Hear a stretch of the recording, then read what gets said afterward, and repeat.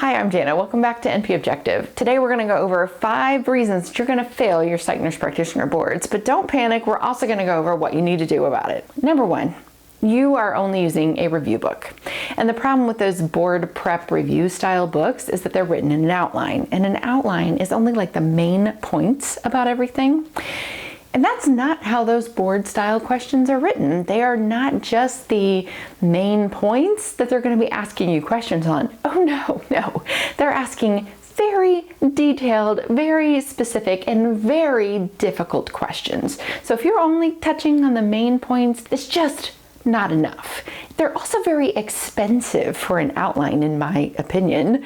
Most of them are over $100, up to $150 for an outline. Now, I've looked at quite a few of those. I'm an educator, and so I've reviewed many of these books. So if you're not spending very much on that book, there is no way it's going to have enough information for you to pass the boards. The lower the cost, the less information, the worse that book is. There are some out there that are just downright terrible. Number 2, you're only studying common disorders.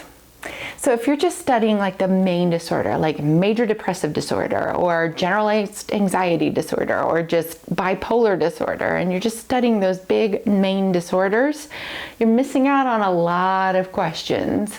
I mean, you are a psychiatric specialist. So it's not just about knowing the most common disorder. You also need to know some of these specialty kind of things, some of the more unusual things. Now, there's not going to be as many questions, but there's still going to be a lot of questions on the more unusual things on the boards. And that leads me to number 3, that you're only studying the first line common treatments, the common side effects, the common anything. You need to know the less common of everything. Because guess what? Major depressive disorder isn't just treated by psychiatric specialists. Your primary care, OBGYN, all kinds of different people treat depression. They don't typically refer patients to you until there's a problem. Maybe they've failed first line, second line, third, fourth, who knows how many different treatments.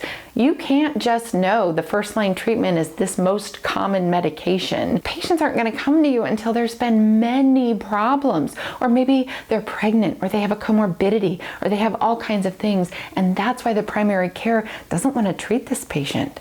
So that's why they would be referred to you. So that's what you need to know for the test, because that's how these patients present to us sometimes. And that is something that you actually do really need to know for this exam. For the common disorders, you need to know the second, third, fourth line treatment. You need to be aware of rare and unusual side effects. And not that you need to know absolutely everything, but if you're just scratching the surface of information, you are not going to be able to pass the boards. Number 4, you're only doing quiz bank questions.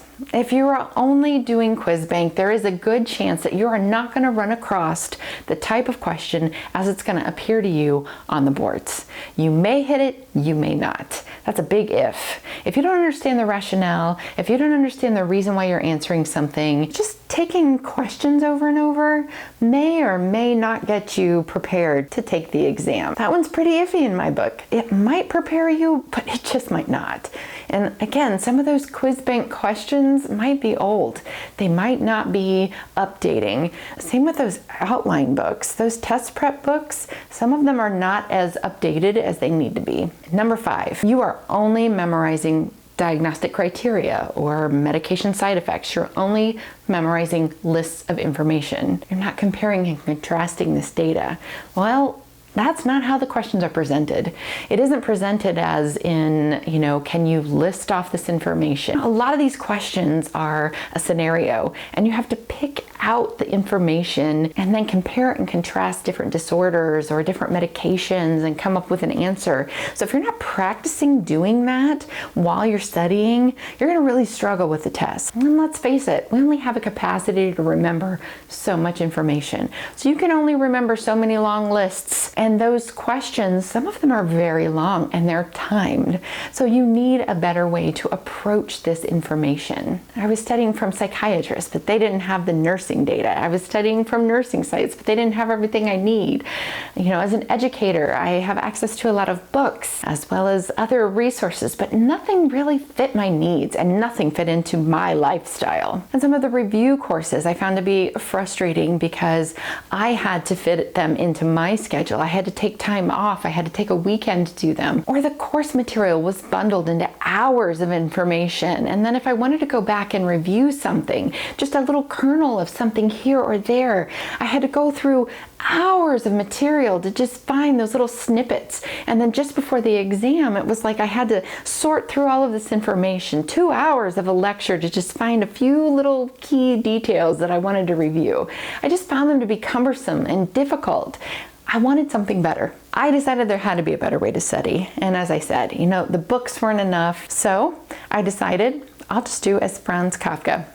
If it isn't written, I'll write it myself. If you don't know who I am, I'm going to link to my introduction here. My name's Janet. I have a doctorate in nursing practice. I'm a family nurse practitioner and a psychiatric mental health nurse practitioner. And I created an NP objective because it's your objective to be a nurse practitioner and you need objective data in order to make that happen. So I created this system because the other thing that I found is a lot of them just reiterated information. They just keep saying back what was taught to you in graduate school, but you've already been through graduate school. You don't need all of that information again. You need it to be laser focused on what you need right now, and that's passing the boards. You don't need all of this extraneous information.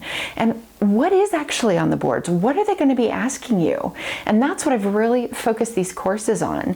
I've helped you break down the questions so that you understand how this is going to be asked, what is going to be on the test, and how to study correctly so that you're able to get the most out of your study time and understand exactly what these questions are going to be. I'm also going to give you test taking strategies, but I'm not going to insult your intelligence with eat a good breakfast or get a good night's rest because you're a graduate level nurse, which means you have the education to give that kind of advice to someone else. Now, this is actual useful advice and actionable strategies because at the end of the day, my objective is to help nurse practitioners and to see our profession grow. So let me know what you struggle with. Where are you at on your journey and what are you worried about with the board? Or have you taken them already? And if so, well, I'll send you some love and congratulations.